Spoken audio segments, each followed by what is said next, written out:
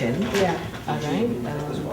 Basically, it's a free flow discussion for people to think about. This is our objective. وصلى الله على سيدنا محمد وعلى آله وصحبه وسلم.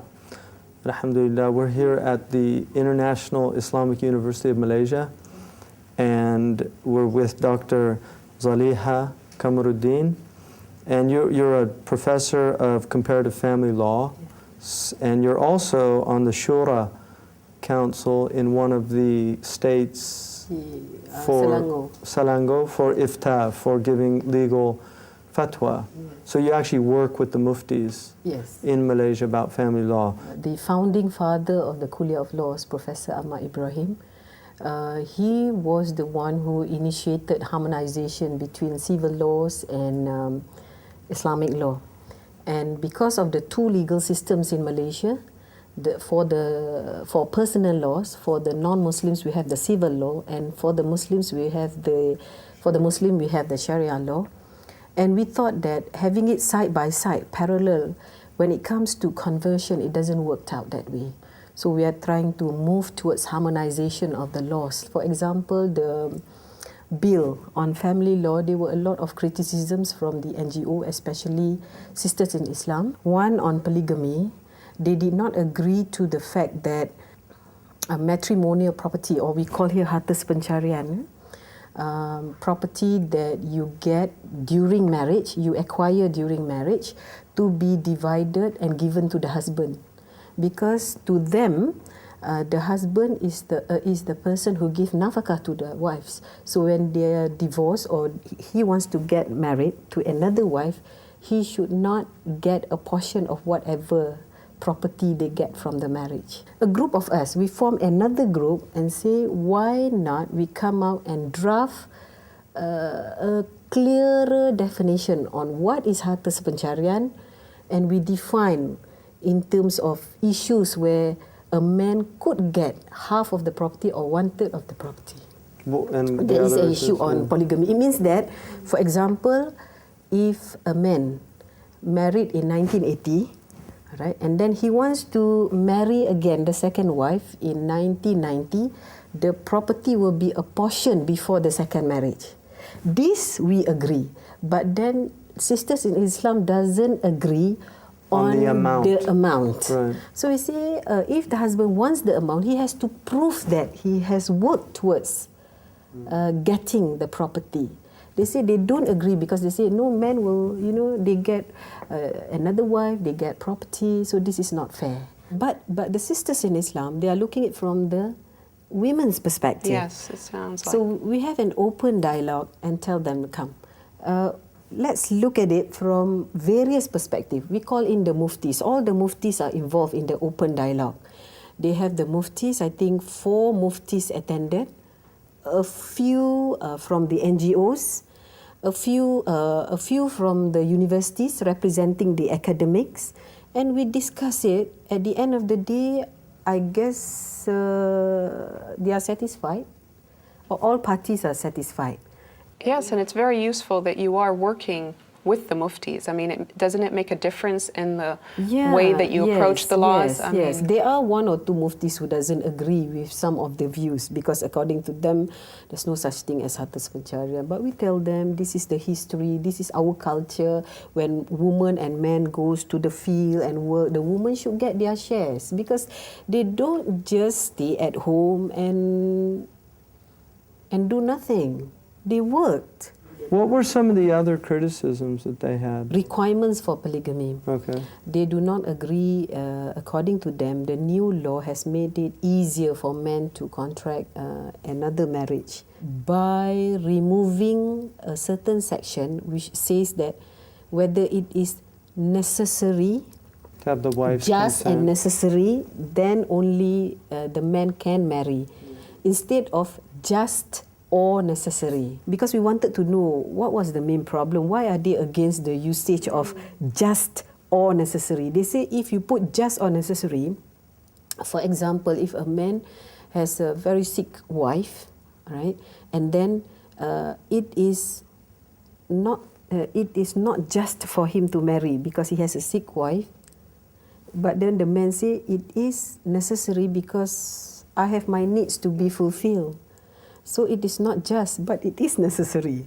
So they were discussing about these issues. But at the end of the day, we found out that because many women became victims of polygamous marriage in Malaysia. The Arabs call a second wife, in the Arabic language, darra, or darra, you know, which means the harmful one, right? And you know, they understood very well what polygyny does to a family. It definitely has an effect. And most polygynous situations harm the first wife. The second wife often wants to get into the relationship for whatever reasons. Could be economic, it could be that she's genuinely in love with the person, whatever. But if, like in Maliki fiqh, if a woman is, she can establish darar, that there is harm in the, then she has a right grounds to divorce. And she also has grounds to stipulate in her contract that she retains the right to divorce in the subsequent taking of a second wife. So that's not in Shafi'i, but in, no, not in Malaysia. But in Maliki law, and I mean, I actually feel like that should be something that they should think about incorporating into the legal system, because to me it's equitable. In Malaysia, what would they do? If the husband wants to practice polygamy, he has to fill in all the necessary forms, and the judge will call the present wife and ask whether she can take it or not. If the wife says she, without marrying also, he has not been fair to me, for example, then the judge will say, no, I'm sorry, your application will be rejected because you have not been... Interesting, so he can't marry? He can't marry, but you know, most of them would go to Thailand, southern Who's Thailand. Them? Oh, the men. The men, because some of the men, they knew these are the prerequisites before... And that varies state to state as well, doesn't it? Yeah, but now they can't hop to other states. Because there's 13 different family laws. Yeah, now, but basically they have standardized the law.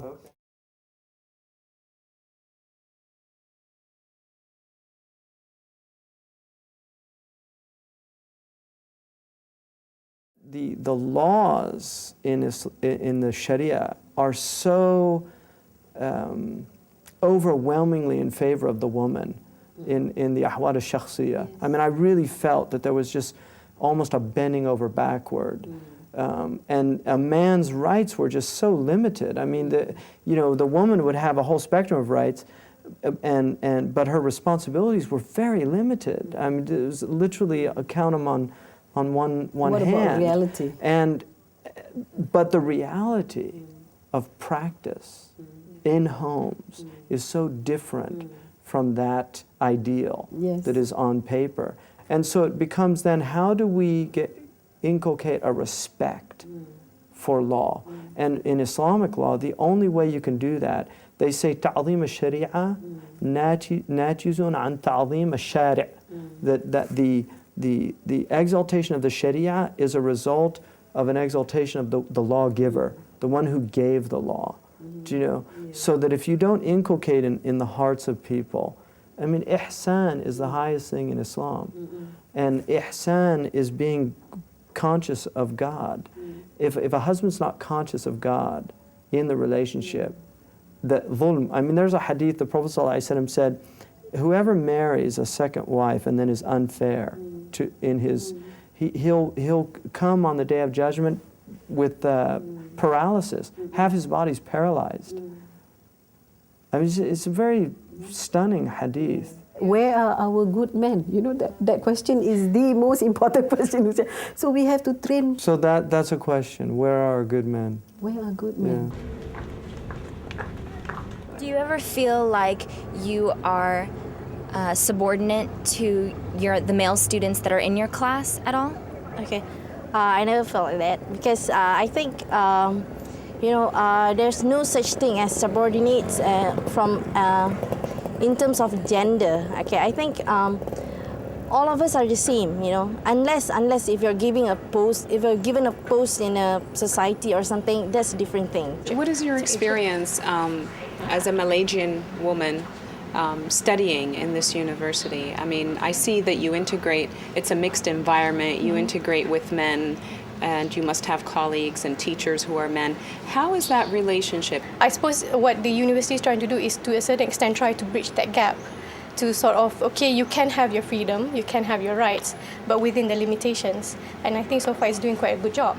We're supposed to be equal. I don't see there's supposed to be any higher or lower or second-class citizens or anything like that. And there shouldn't be.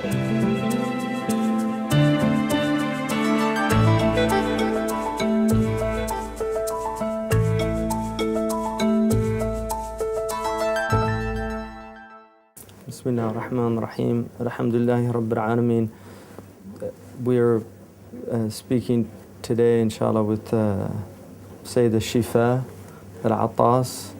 You're working in the Institute for Diplomatic Training, which is a branch of your foreign ministry, and you're involved in you're the head of the publications department. We're looking generally at the condition of gender relations in the Ummah right now.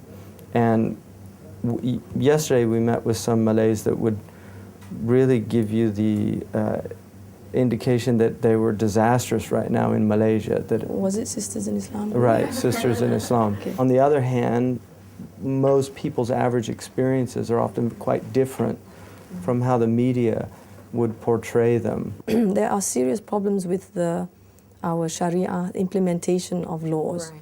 You know, But the what I Quran was- is very clear, yeah. and the courts can and do give just pronouncements. But then at the end of the day, how do you implement it? But then that's a problem everywhere, not just here. Yeah, that was my point, is that these are global problems, and I find Malaysia, out of all the Muslim countries, is one of the best countries I think so, in and that's that. why I say I'm comfortable living here, you know. I mean, I'll give you an example from my own personal experience. I mean, I actually managed to get from the Sharia court the, what do you call this, the state to intervene to deduct salary from the employer of my husband. And I mean, that's quite a radical move. I mean, the state actually intervenes on the basis of an enactment from the Sharia court. And my non-Muslim friends in a similar predicament were very impressed. They said, wow, you know, you can actually do that, you know, because they said, because of the we nafaqah. can't, we just, you know, we don't have that sort of legal rules, you know, at our disposal. As a woman, what do you think that some of your challenges are that you deal with in Malaysia or in other Muslim countries as well? I think the biggest challenge is the fact that everywhere in the world, not just here, you know, but there's a, I mean, God God is being removed from all aspects of our lives, so that in the end, you know, we lose our purpose. And I mean, I think that, like, I have 2 little children, and I sometimes worry. I think, you know, what's the world going to be like for them when they're old, and how are they going to deal with it, you know? Because even now you have, I mean, like last week I think I was quite shocked to see in the paper a report about a Dutch pedophile. They actually have a society there, and they were pushing for legalizing pedophilia and also legalizing, you know, sexual relations with children and doing away with age barriers. And they were talking about, you know, our rights, you know. And I thought that was very, very frightening, you know, because people, I think people, at least certainly politicians, you know, they go on and on about rights, you know. But that word actually is connected to human, the human being, right? It's human rights. So when you talk about human rights, you have to talk about what is the human being first, and then the right that pertains to that. So, I mean, if you're talking about There's not really a people who are definition. actually no longer behaving like humans, They're basically bestial. pedophiles, Yes. then therefore you cannot say that they have those rights, you know. And that kind of thing. We don't is really very, even have a word because they're not even bestial. It's not really fair to call them Yes, even the animal-like, animals don't because behave that animals way. they don't behave that way. Yeah.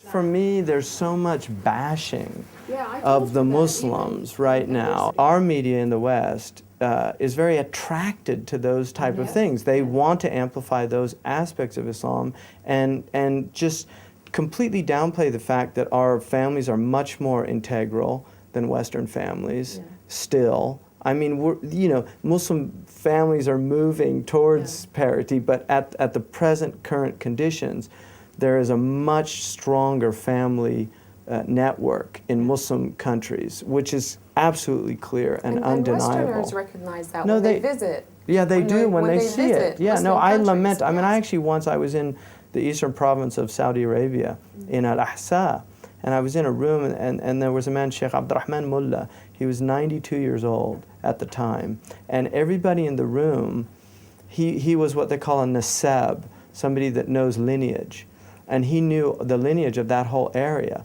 And he asked the first person, "Who are you?" And he said, "Abdullah." He said, "Bin men, son of so-and-so, who?" And he said, "Bin Hussein." He said, "Son of who?" And he said, "Bin so-and-so, bin so-and-so." And he said, he went to about 6. And then he said, "You don't know past 6?" And he said, "No." He said, "You're Abdullah, the son of Hussein, the son of so-and-so, the son." He took him all the way back to Ja'far ibn Abi Talib. He knew he was, Aqil ibn Abi Talib. He knew he was an Aqili, but he took him all the way back. He asked the next person, and then he said, "Your 6 grandparents were brothers." They didn't even know they were related.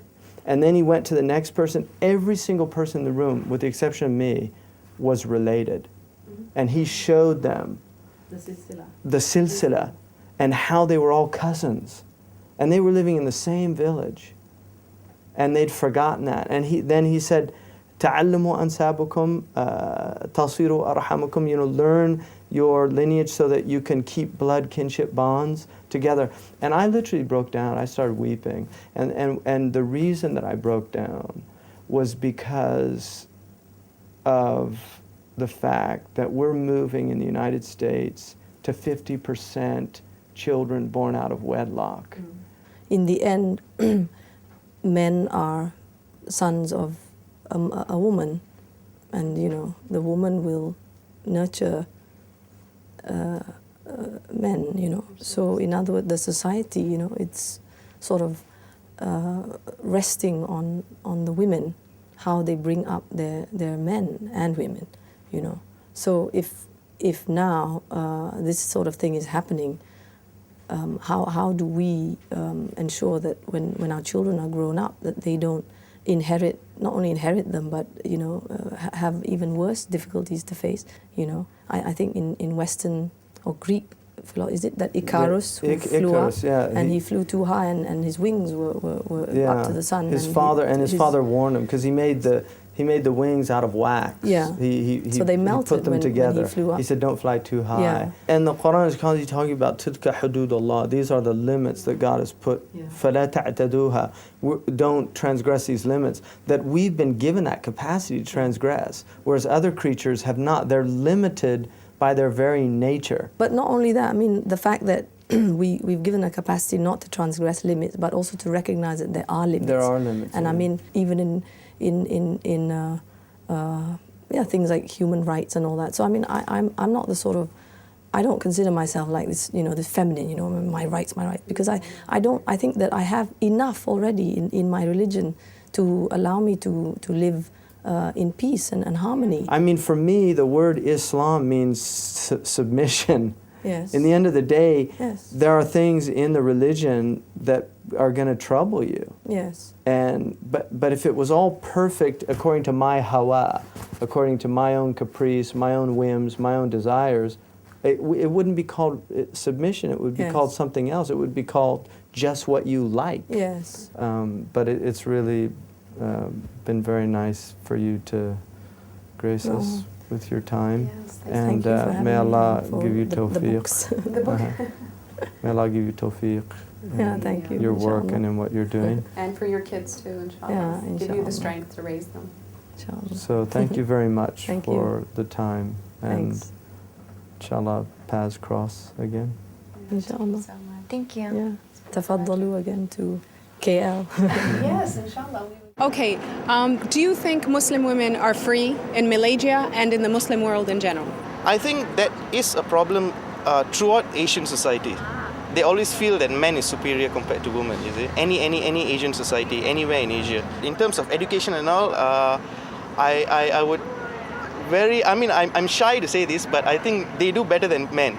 They have to follow their rules. I mean, Muslims cannot do this, cannot do that, cannot go out in public. I mean, like, you see now, you see them freely, they are moving around with men and, they mix around with people. Those days, no. They must be all under control and everything. So I feel now they are so much free. I mean, there are certain countries where Muslim women even can't stand for the election as a candidate. Whereas in Malaysia and some part of the world, Muslim women are free. There should be a change in the Muslim world, like what we practice in Malaysia. I actually feel that the Muslim woman should be given freedom, more freedom, to play a more important role in the present world. Yes, in my opinion, the Malaysians nowadays, especially the women Muslims, they are free, especially in their appearance, and they can just speak whatever they think in their doings and what they in the working environment. They can just go and just work whenever they want, they like, and can be anybody they like.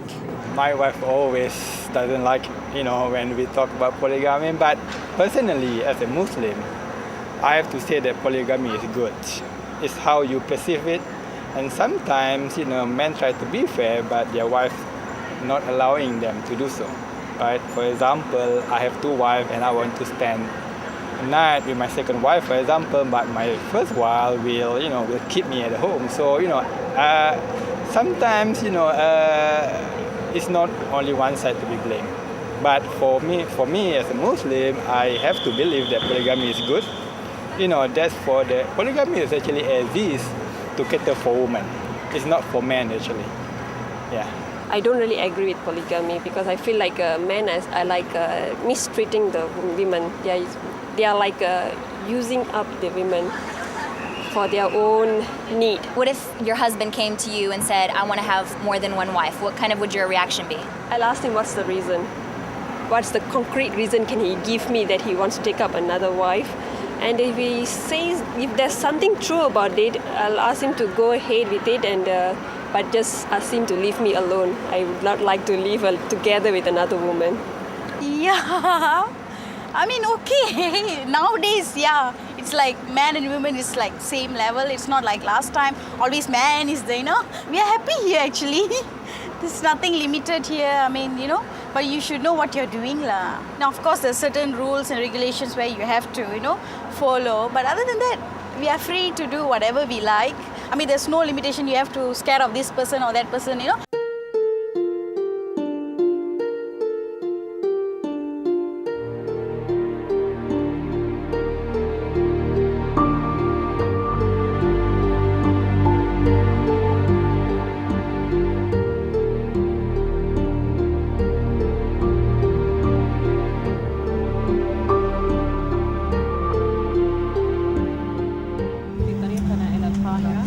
خلصنا من